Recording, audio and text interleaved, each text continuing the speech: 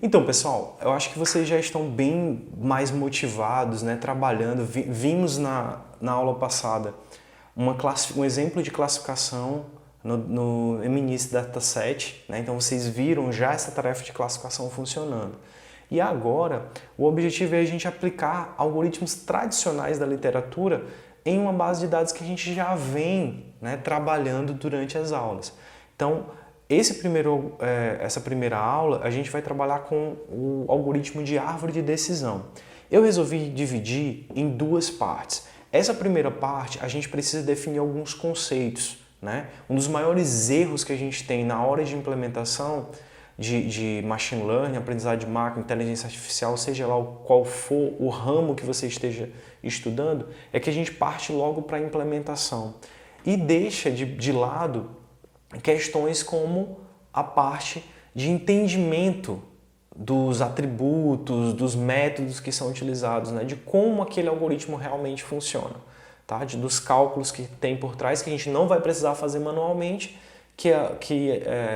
as bibliotecas que a gente utiliza no caso do Scikit-learn, por exemplo, juntamente com o Python, eles vão realizar para a gente, mas precisamos entender e tudo vai ficar mais fácil. Então, nessa primeira videoaula, a gente vai entender como é que funciona os algoritmos de árvore de decisão, entender seus conceitos e na próxima videoaula a gente vai implementar a nossa própria árvore de decisão. Então, beleza, pessoal? Então, espero que vocês estejam motivados e se quiserem aprender um pouco mais sobre isso, vem comigo.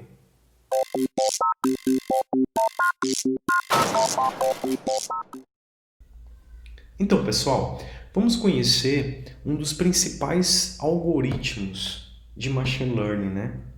Essa área de inteligência artificial, né? As árvores de decisão ela tem um papel muito importante e a gente pode utilizar em vários tipos de tarefa, né? De quando a gente está trabalhando com data science, né? Com aprendizado de máquina, e ela é bastante útil. Então vamos conhecer um pouco mais.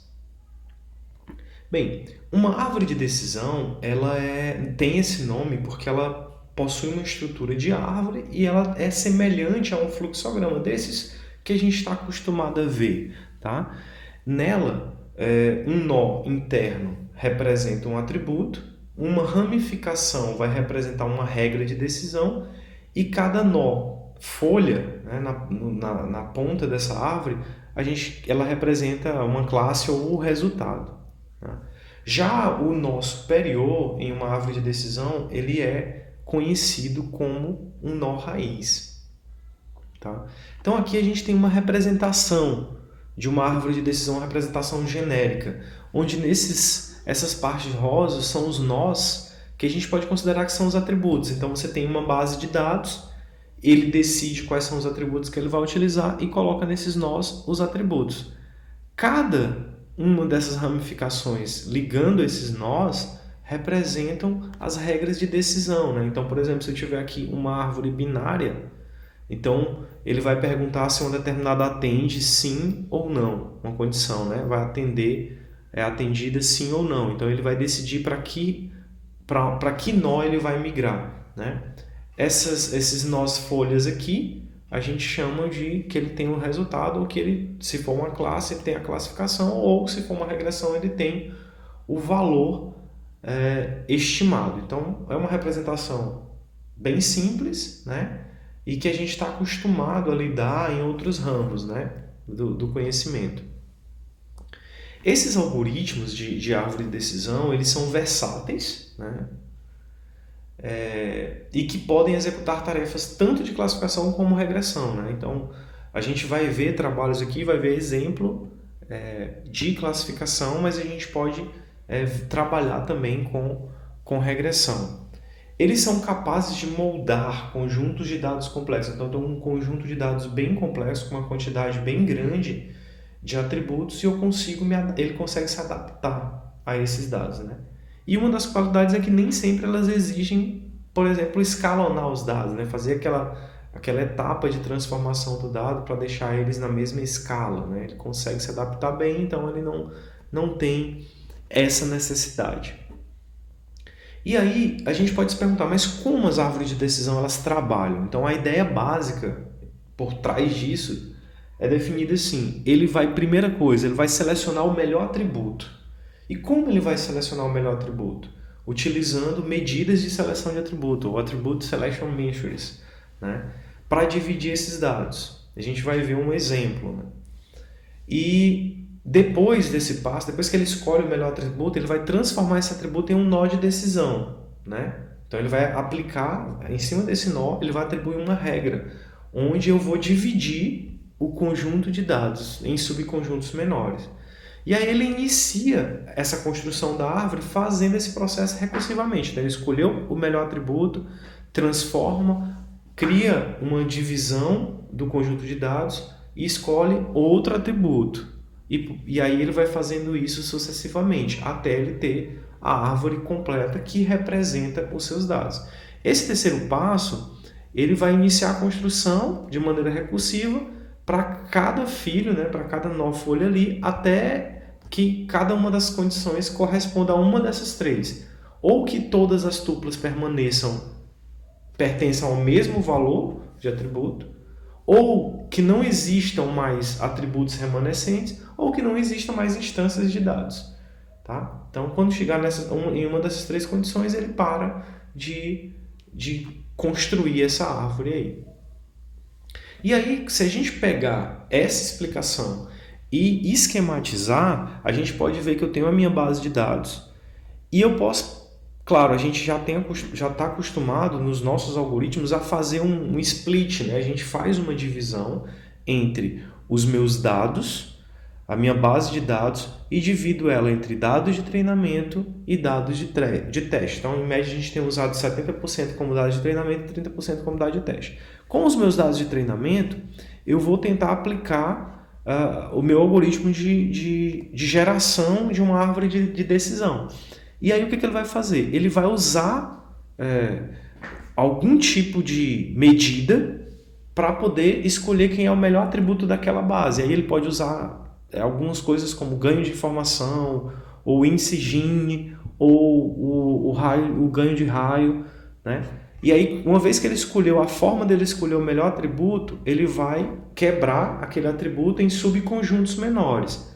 Escolheu, dividiu, aí ele volta a fazer e escolhe o próximo melhor atributo. Isso ele vai fazendo com todos os atributos da base. Então ele repete até chegar numa daquelas três condições, ou que os atributos acabem, ou que a base de dados também acabe isso aí. Então ele gera no final a árvore de decisão. E aí eu vou pegar os meus dados de teste e vou aplicar em cima dessa árvore gerada, né? E aí, como último passo, eu vou avaliar. Eu vou aplicar algumas medidas de avaliação para eu poder entender a acurácia desse meu modelo, né? Para eu poder ver se ele chegou num ponto extremamente interessante e se eu posso aplicar em meus exemplos reais, beleza? E aí eu posso tentar assim, vamos visualizar uma árvore gerada a partir de um dataset real, né? Lá na USP, por exemplo, eu tenho um dataset de diabetes. E aí eu classifiquei, aqui eu tenho uma árvore de profundidade 2, né? Então eu tenho o nível 0, o nível 1 e o nível 2. A gente vai ver como a gente define isso na parte da implementação.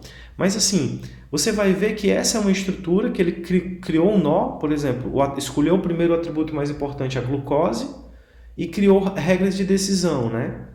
Se ele atingir se a glucose for menor ou igual a 129,5, se atender essa condição, ele vai migrar e analisar o registro com esse próximo atributo aqui, que é o BMI.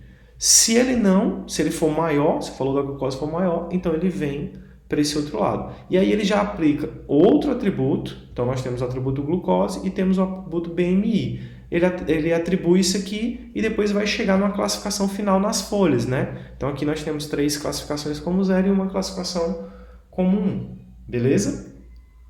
E aí eu preciso analisar que quando eu olho para essa árvore, eu vejo uma série de atributos, né? Eu não vejo só o atributo que estava lá na base de dados, mas eu vejo Gini, Sample, Values, Class, né? Então o que são cada um deles? O atributo Samples de um nó, ele conta a quantidade de instâncias de treinamento a que se aplica, né? Então se você analisar, por exemplo, aqui, ó, eu tenho um sample com valor de 180. Então ele está me dizendo, essa informação me diz que 180 instâncias daquela minha base tem a glicose maior do que esse valor aqui, ó. Então são 180 instâncias que não vieram para esse lado da árvore, migraram para esse nó aqui da árvore. Então ele representa a quantidade de instâncias que tem esse valor aqui, ok? A mesma coisa, eu considero que aqui eu tenho 144 instâncias que, uma vez que ele tem as 180 instâncias que tem um valor maior do que 129,5, depois ele avaliou o segundo atributo. E ele testa se o BMI dessas instâncias tem um valor menor ou igual a 27,85. Não tem, as que não tem foram 144, ok? E as que tem foram 136.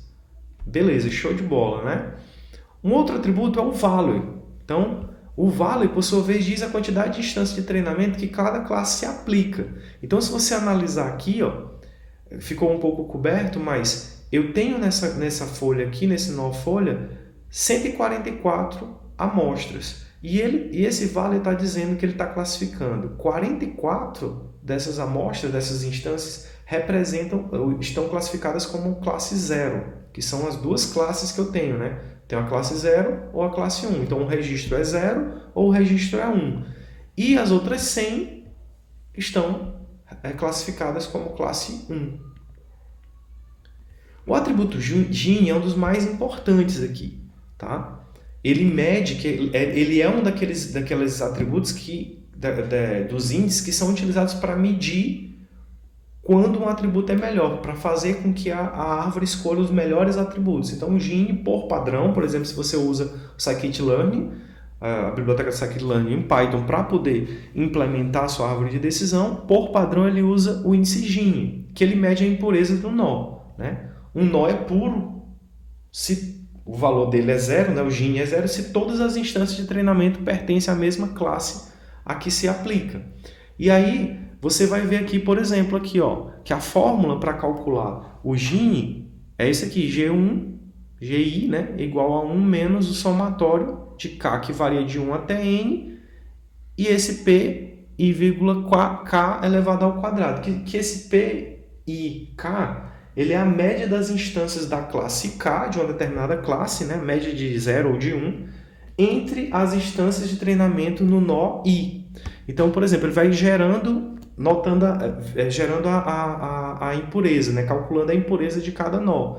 E aí, por exemplo, nesse nó aqui, aplicando essa fórmula, a gente consegue chegar nesse resultado aqui. Então, eu uso os atributos que eu já expliquei, samples e values, e vou fazendo a aplicação dessa fórmula. Então, eu subtraio de 1, eu pego o valor da classe 0 dividido pela quantidade de instâncias nesse nó aqui, então 44 dividido por 144, e eleva a segunda potência. E aí eu subtraio de os 100, que foram classificados como 1, e divido por 144 e eleva a 2. E aí isso dá aproximadamente 0,44 o GIN. E aí, quando a gente fala que o GIN é a medida da impureza de um nó, quanto mais próximo de 0, mais puro é o nó. Então, se você pode observar nesse nó folha aqui, que o GIN ele é bem menor. De todos os valores que tem de GIN aqui, nesses nós, ele é o menor de todos, é 0,0,6. Então, se você olhar, eu tinha aqui 97 instâncias, e ele quase que acertou todas as instâncias da classe, quase que conseguiu classificar corretamente. Então, ele calculou que 94 era da classe 0 e só 3 das 97 ele classificou como a classe 1. Aí, nós temos que falar do algoritmo CART, né? O Scikit-Learn ele utiliza esse algoritmo para produzir árvores binárias. Ele, por padrão, é o algoritmo utilizado nessa biblioteca, né? Então, ele utiliza árvores binárias, que são o quê? Essas árvores ela tem os nós que não são folhas, sempre tem 2 filhos, né? Ou seja, elas sempre vão responder a perguntas como sim ou não. Tipo, a altura de alguém é maior do que 1,70 m? Sim ou não? Então, ele sempre vai fazer esse tipo de pergunta. Só que eu tenho outros algoritmos, como um algoritmo bem famoso, como o ID3, né? Que eles podem produzir árvores que tem nós com mais de 2 filhos, né? E aí a gente tem, falando de árvore de decisão, a gente precisa falar do contexto de caixa branca e caixa preta. As árvores de decisão, como a gente está vendo graficamente, elas são bastante intuitivas e de fácil interpretação, né? Esses modelos eles são chamados então de modelos de caixa branca. Você consegue entender o funcionamento deles. Em contraste, nós temos as redes neurais, que aí eles são os modelos de caixa preta. A gente não sabe muito. Eles fazem grandes previsões e você pode verificar os cálculos, você pode analisar o resultado dos cálculos, mas você não sabe como necessariamente ele chegou nesse tipo em todas as previsões ou como ele conseguiu treinar bem aqueles dados. Já a árvore de decisão, elas fornecem algumas regras mais simples, né? E que você pode facilmente não usar uma biblioteca e fazer manualmente essa definição, tá? E aí, as árvores de decisão, elas podem estimar algumas probabilidades, né? Ela pode estimar a probabilidade de uma instância pertencer a uma classe específica, né? Então, aí a gente tem algumas ferramentas. A forma com que ela faz isso é atravessando a árvore até encontrar o nó-folha para uma determinada instância e depois ela retorna a taxa de instância de treinamento. Então, eu posso pegar aqui, por exemplo, e usar do scikit-learn essa função predict_proba, né? Então eu posso criar uma árvore de decisão e depois que eu criei essa árvore de decisão eu chamo essa função e passo alguns parâmetros para ela e ela vai me dizer, por exemplo, que para uma classe A ela tem 91% de chance e para uma classe B ela tem 90% ou 9% de chance de ser classificada. E aí depois, se eu chamar o método predict e passar os mesmos valores, ele vai dar uma previsão. Baseado na probabilidade que ele está coletando internamente, ele diz é mais provável, ou seja, 91% de chance que ele seja classificado na classe 1 e não na classe 0. Beleza? E aí a gente também tem que falar sobre hiperparâmetros de regulação. Claro que isso vai ser importante quando na próxima aula, na próxima videoaula, eu representar para vocês como se cria, implementa um algoritmo de árvore de decisão. Então, a gente precisa pensar em alguns hiperparâmetros, né? Se você deixar uma árvore de decisão sem restrição, ela vai se adaptar aos dados de treinamento muito de perto. E isso causa um problema chamado sobreajuste. O que é sobreajuste? É quando ele se adapta muito bem àqueles dados de treinamento, mas pode não generalizar muito bem, porque o modelo é como se o modelo fosse feito personalizado para aqueles dados. Se você mudar os dados, ele já não consegue se ajustar muito bem. Esse modelo, então, é chamado de não paramétrico, né? Não porque ele não tenha qualquer parâmetro, né? Geralmente eles têm vários parâmetros que vocês podem utilizar. Mas ele é chamado assim porque o número de parâmetros não é determinado antes de você treinar. Então, a estrutura do modelo é livre para ficar mais próximo aos dados que você está trabalhando, né? Em contraste, os modelos paramétricos, como os modelos lineares, né? Por exemplo, eles têm um número pré-determinado de parâmetro. Então, o grau de liberdade que a gente tem para utilizar para mexer nele é limitado. Então, reduz esse risco de sobreajuste, mas aumenta o risco de subajuste, que é quando você tem um modelo que se torna simples demais para o seu conjunto de dados, né? E para evitar esse sobreajuste nos dados de treinamento, você precisa restringir a liberdade da árvore de decisão, né? E isso é chamado de regularização. E claro que esses parâmetros que você vai utilizar vai depender de algoritmo para algoritmo. O mais utilizado aqui na biblioteca do scikit-learn é a profundidade máxima e o criterion também, tá? Outro hiperparâmetro que a gente vai utilizar. E o criterion ele é utilizado justamente para definir a entropia. Por padrão, aquele coeficiente Gini ele é utilizado para o algoritmo determinar quem são os melhores atributos daquela base. Mas você pode mudar essa medida de impureza por outra, que é a entropia. A entropia tem vários conceitos, originalmente na termodinâmica, mas no aprendizado de máquina, ela é frequentemente utilizada como uma medida de coeficiente. Então, a entropia de um conjunto ela é zero quando contém instâncias de apenas uma classe. E aí, a fórmula é bem parecida apenas com a adição do cálculo de logaritmo, é bem parecida com o do Gini. E aí a gente pode se perguntar, então sabendo disso, o que é que eu uso então, Gini ou entropia? Bem, eu já falei que o Gini, ele é o padrão. Se você não definir lá, o teu algoritmo no scikit-learn vai utilizar esse coeficiente. Então, na maioria dos casos, não faz muita diferença. Eles vão gerar árvores semelhantes. Só que a gente está fazendo testes. Então, pode ser que você definiu o Gini em uma base de dados e tenha uma acurácia maior, ou então, se eu utilizar a entropia, ela passa a ter maior ainda. Então, nós estamos procurando melhores resultados. Quanto a acurácia mais perto de 100%, melhor, né? Então, o Gini ele é um pouco mais rápido para calcular, então ele foi escolhido como padrão. Entretanto, quando eles diferem, né, quando eles têm valores diferentes, o coeficiente Gini tende a isolar a classe mais frequente usando para ela apenas um nó específico. Ela cria um nó próprio para aquela classe. Já a entropia ela tende a produzir árvores ligeiramente mais equilibradas, né? Então, você vai analisar, de acordo com aquele seu conjunto de dados, qual coeficiente que é mais interessante. E na hora da implementação, a gente vai testar, usando o Gini, usando a entropia, e a gente vê como é que fica o resultado. E a gente tem a questão da instabilidade, porque a gente tem que analisar que as árvores de decisões elas têm muitas vantagens, são fáceis de entender, de interpretar, são versáteis, são poderosas, mas ela tem limitação, né? Então, elas adoram fronteiras ortogonais. Então, se eu tiver uma base de dados que são linearmente separáveis, ela consegue traçar, né, uma divisão perpendicular ao eixo ali. Mas se eu rotacionar esses dados, pelo menos em 45 graus, isso já vai afetar a criação da árvore de decisão, e o que a gente diz que ela é sensível a essa rotação. E aí ela pode gerar uma árvore que seja ajustada àquela idade de treinamento e não generalize bem, né? O problema lá do sobreajuste que eu falei anteriormente.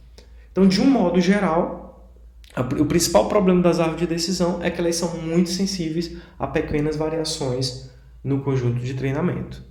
Bem, pessoal, eu espero que vocês tenham gostado dessa videoaula. Essa primeira parte é para a gente entender os conceitos, porque a gente tem um grande problema de partir direto para a implementação do algoritmo, porque a gente trabalha com programação e tudo. Mas a gente tem que saber o que vem por trás. Então, o complemento dessa aula vai ser uma videoaula a gente montando a árvore de decisão baseado nesses conceitos e gerando e testando a acurácia e modificando utilizando o Gini e a entropia. Beleza, pessoal? Então, se você gostou desse vídeo, deixa seu like aí, compartilha para a galera esse vídeo e divulga o nosso canal. Beleza, pessoal? Então, abraço e até a próxima videoaula.